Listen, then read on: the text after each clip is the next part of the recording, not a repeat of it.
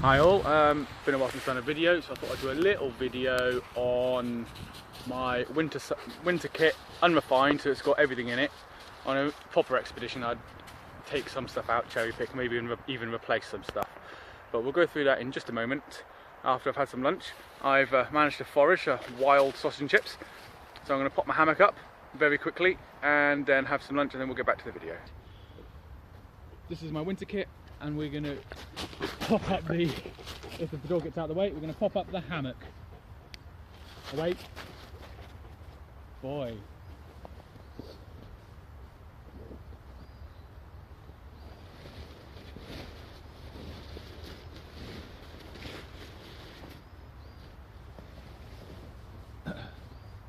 Normally the tarp would go up first, but I don't intend to need it today.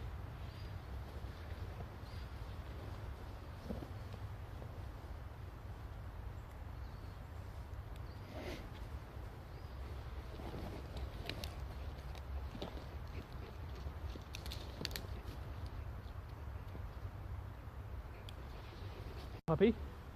I've just popped up my superlight jungle tarp. I'm going to sit and have some lunch, and maybe I'll be able to edit these two videos together and get rid of the useless bits, but we'll see. So we're chilling in the jungle hammock. This is the DD superlight jungle hammock without the tarp cover that fits on it. I don't tend to carry that out with me unless I specifically want it. It's very rare that I do. I have the 3x3 tarp with me, but I shouldn't be putting it up unless it starts to rain. But I don't intend to put it up and I don't expect much rain today. I'm just going to eat my wild sausage and chips, which the puppy is sharing with me. There's little Merino down there, licking his chops. She likes the sausage. So I've got my 3x3 tarp, folded it into a little square of about 1.5 meters, just to give me somewhere to put my kit. I'm going to then lay out all of my kit slowly, hopefully on camera if I can find somewhere to stabilise it, in this little bit of woodland. So yeah, I'm going to hopefully video unpacking my winter kit bag just to give you an idea of what I carry when I go out into the wilderness. So first things first, I have a water bowl for my dog. She hasn't seen yet, which is good because I haven't got any water from out yet. And some spare cord, which is really so I can put a running line up for him if I feel the need to tether him.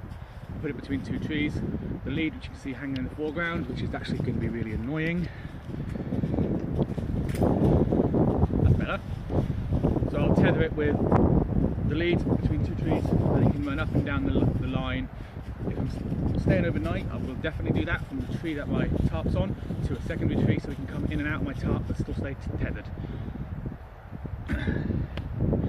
In here, we've got 24 and a bit hours worth of food, a couple of MREs, there's some dehydrated food in there, coffees and hot chocolates, and there's a hot porridge and some chocolate bars in there as well. There's also lighter and a bit of fire lighting kit just in case that's needed. In this side pocket was this tarp and this hammock, which you've already seen. I tend to carry 4 rock pegs just because sometimes the ground's really hard, and in soft ground they work better than the standard pegs that come with the tarps. Not that I really use them, except for the superlight ones with the superlight tarps. I definitely use them because they're actually really good. In this pocket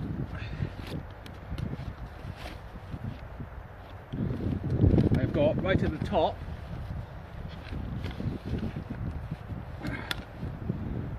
cook kit. In here there is, we'll get it out in a minute. In here there's a cooker, gas, ferro rod and striker, and obviously some cloths just to help keep it all clean.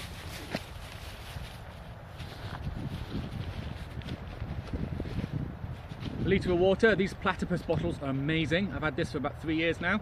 I've got 2 of them. One's in my summer kit still, which will get dismantled later on. Another litre of water, Nalgene. I find I use more water in winter, and I tend to go to mountains more than woods, so there's often less streams. My my brew kit in a little Trangia mess tin. It's not very big.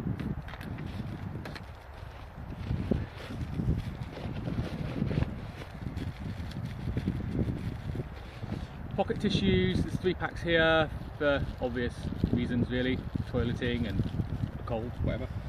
Emergency fire lighting kit, and also I've got a couple of hot chocolates and maybe a coffee in there. Yeah, there's a coffee in there too. So just spares that I chucked in. That's empty.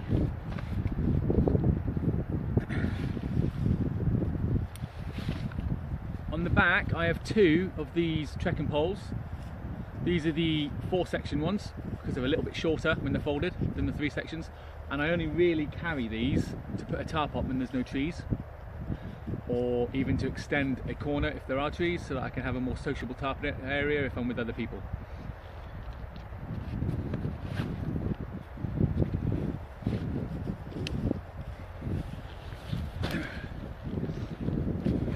And into the main pouch of the bag. Union Jack with the thin green line. Anybody that recognises it will know that they can seek medical help from me. This is going to be a bit of a surprise because I'm not sure what I chucked in here from when I set it up.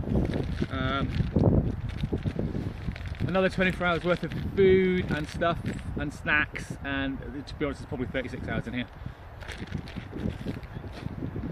So I've probably got 2.5 days worth of food in this bag generally. DD under blanket.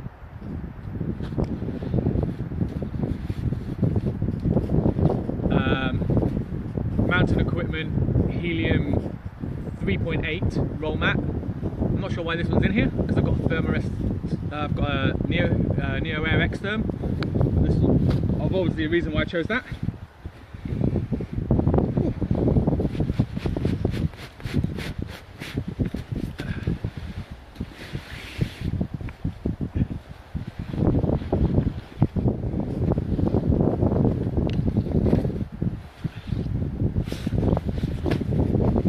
British Army Arctic sleeping bag and a British Army Gore-Tex bivvy bag.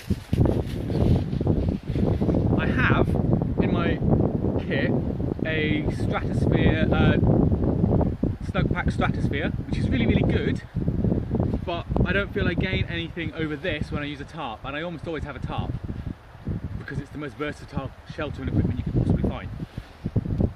So I've stopped using it. I think a friend of mine might be buying it off me for what I paid for it. Yet to be confirmed. But British Army Arctic sleeping bag in a Gore-Tex bivvy bag. They say it's good down to -20. These are all quite old now, and they've lost a lot of their loft, but certainly it's good into minus figures. I've been in -5, -6 without any problems. I've been at 0 temperature and had to unzip it. And it works really well in a hammock because of the way it zips down the centre rather than to the side.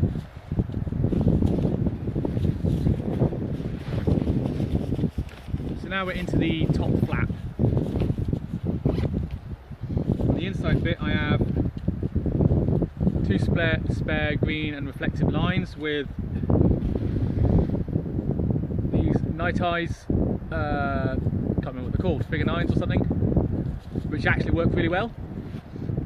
I'll do another video and set up a tarp with these, I think, at some point.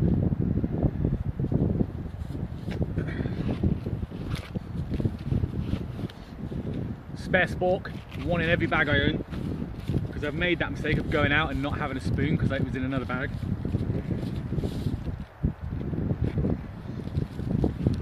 Slack handful of antibacterial wipes. eBay, I think it's about 12 quid for a box of 50 or 100, I can't remember how much is in a box. My box is nearly empty now, so I think it's small. But these are really good, single, individually wrapped antibacterial wipes. Great if you've had to go to the toilet, if you've had to pick up the dog poo, if you're in a public place, or well, pretty much anywhere in the UK, or just to clean your hands before and after cooking.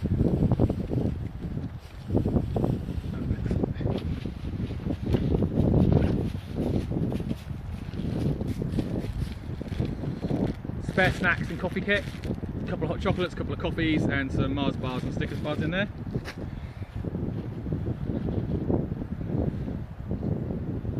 My bare blades knife. Oh, there's a couple of bits of orange appearing on that. It's been in this bag for a little while. I've been using my more, I like my fire more lately, just because it's lighter and I've been doing more sort of faster stuff than I have bushcraft stuff. So that's told me I need to do a bit of work on that, give that a bit of an oil later.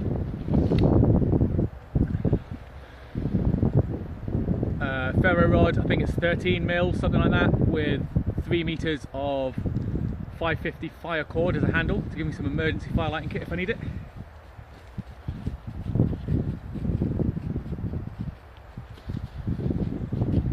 Volkniven DC4 sharpening stone, possibly the best sharpening stone I've ever used. I think it's probably better than my big oil stone. Certainly more convenient to carry. Another spork. 2 is 1 and all that. And a torch. There's normally a headlamp in here as well, but that's with another kit because I did a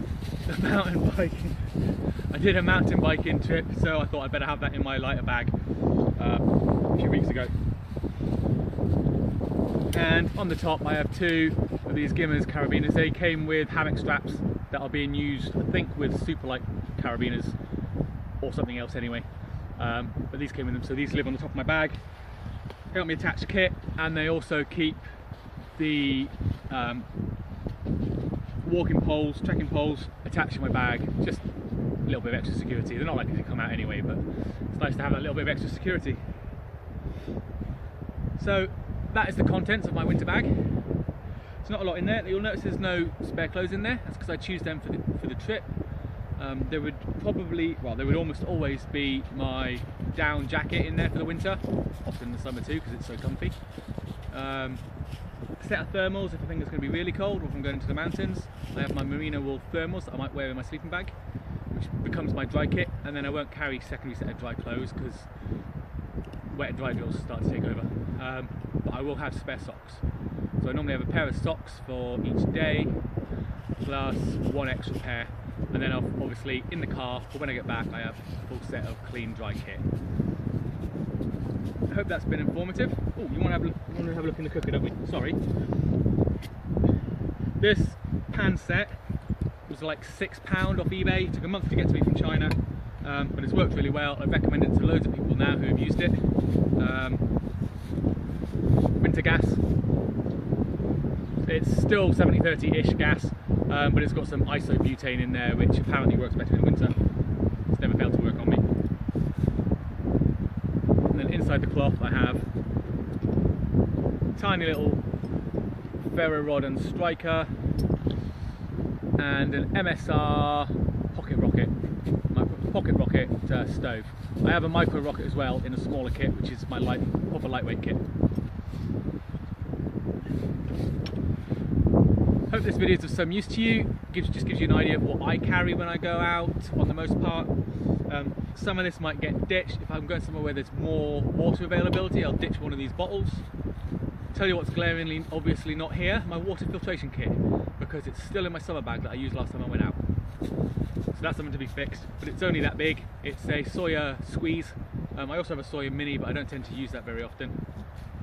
But I've got a Sawyer squeeze, which will be slotted in with the water and the cooking kit. Okay, thank you for watching.